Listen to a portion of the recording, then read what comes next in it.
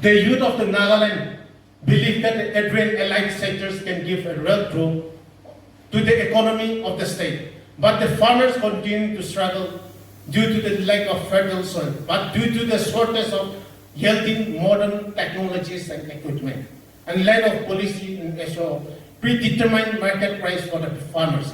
Therefore, I urge the government of the day to implement the scheme and project with better policies and programs to help the farmers. As per the National Sample Survey Office, studies about the employment rate through sample survey reports about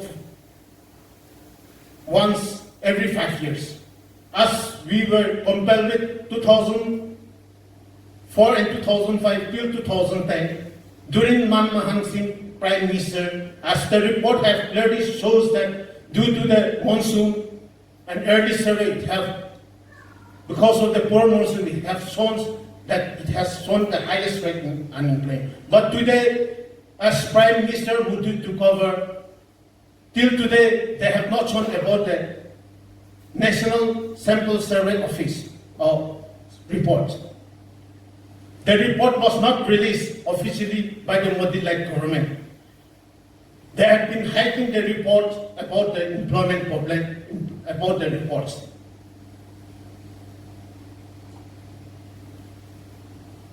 In 2006, because of demonetization, the percentage of employment rates become at 6.1%, which become the highest rate of 4 decades, if we compare. To point out the issues which is happening across the nation, and out of that, the major issue is unemployment. Let it be the reason because of demonetization, because of other issues, because of pandemic, but the nation is suffering. And it is suffering because of the unplanned policies, the poor planning of the ruling government across the nation. Let it be in Nagaland or in other parts of the country. But what we have noticed, what we have seen, that Modi government have actually miserably failed to help the poor, needy people, the concerned citizens who have actually voted the government. When it comes to unemployment, if you see the rate under the Modi government, in last 45 years, it's the highest unemployment rate. 40% of Indians aged between 20 to 34 are not in education, employment or training. That is, we call it NWT, WSP 2020. If you see all this data, if you go through the CIME report, you will come to know the number of youth is like anything. Unemployed youth are, the rate of unemployment is increasing day by day. During this pandemic, almost 2 crore people have, more than 2 crore people have lost their jobs. It's almost, if you check, it's around 12 crore. So what did the government actually promise? They said, they came into power by saying one line, that we will give jobs to the unemployed youths. But did they do so? They haven't done anything like that. When we talk about the employment, when we talk about the jobs, when we talk about the farmers, when we talk about the women issues, what actually the government is doing, for whom are they doing, who is actually benefited? The corporators, the businessmen, or the general public?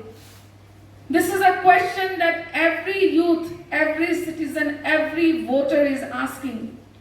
But the government, our honorable PM, and also the state government CMs are reluctant to speak about it. They are not ready to speak about it. Mr. Modi, he comes live and he talks about Mann Ki Baat, but in that Mann Ki Baat, he never says what the public wants to know, what the public wants to hear. It is what he wants to speak out. Even during the COVID lockdown also. What we can see, it was an unplanned lockdown, what the government decided. Although our leader Rahul Gandhi was tweeting about this long time, since February, but the government didn't bother to listen to him. And all of a sudden the Modi government decides that we will go for an unplanned lockdown. And who got hampered? The students, the daily wage workers, the people who were working in private companies, who were residing outside their home, they were hampered. They couldn't come back to a home for months. They were not paid for their monthly salaries. Many have lost their jobs. Now who is answerable for this? Since the Modi government have come in power, there is nothing good or productive they have done for the youths. They talk about Ram Mandir. They talk about communal politics. That is what they are doing only. But how many companies they have established in India? How many industries they have set up in each state when they talk about Make in India? We don't see any such things. Where is India actually leading? Where is the country actually heading? We are in minus when it comes to GDP. So are we actually moving forward, or we are coming back? Under this government, what I feel, what Youth Congress of Nagaland feels, that we are actually lacking behind. This government has put us 10 years back, and we don't know when we are going to move forward with this kind of government. And I think this is happening because an uneducated PM is handling the nation. Without education, without proper training, without the knowledge, maybe this is the only reason that the government is doing such kind of things. They are taking unplanned decisions, and it is actually hampering the youth of this nation.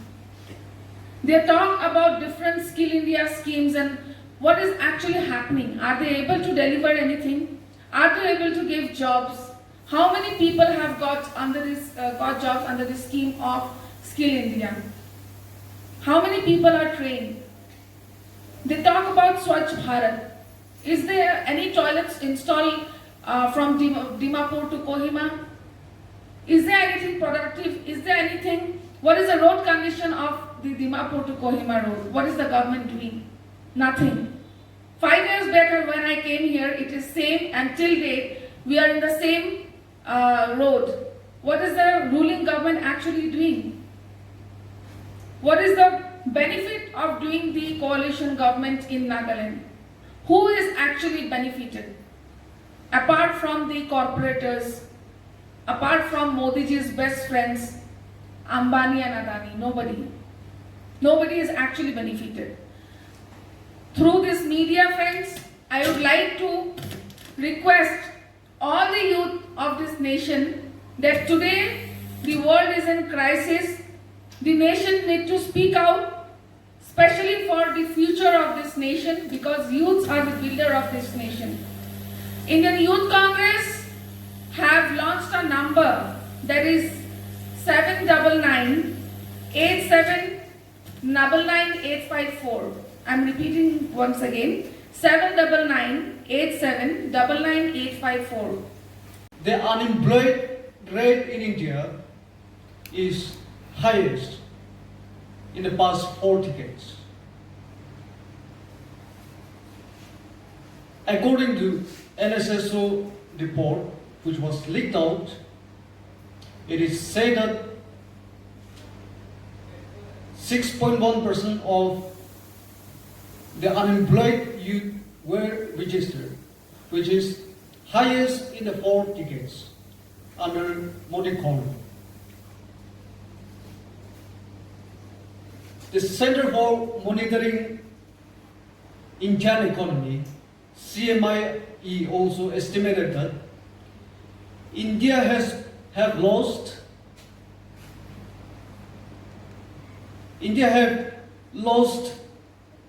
11 million jobs in 2018.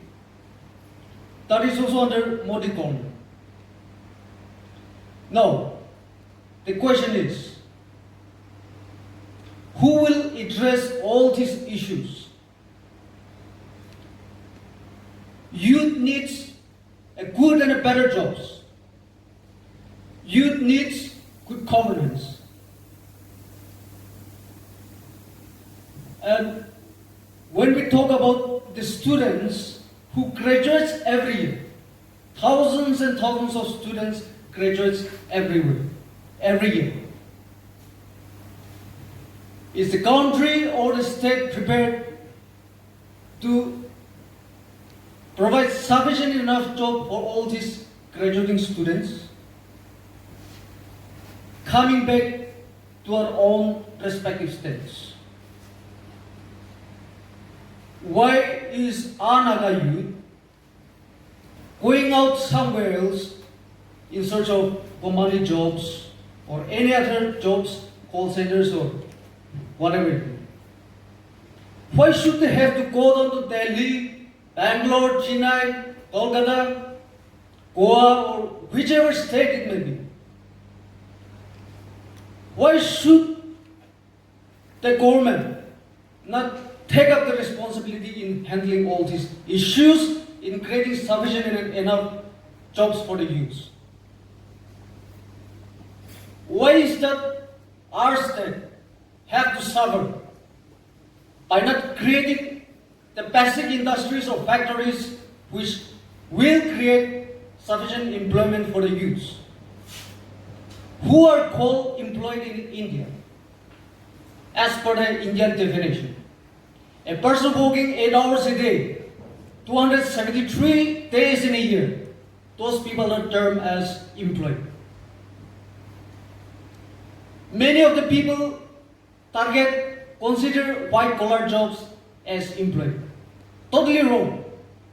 People working for 8 hours a day, 273 days in a year, those people are called employed, and it can be referred even to the industrial workers, government workers, or any type of employment which provides the above said criteria. Employment, an individual suffers. It is a family who suffers. It is a society who suffers. Why should the potential of government to look into the matter, into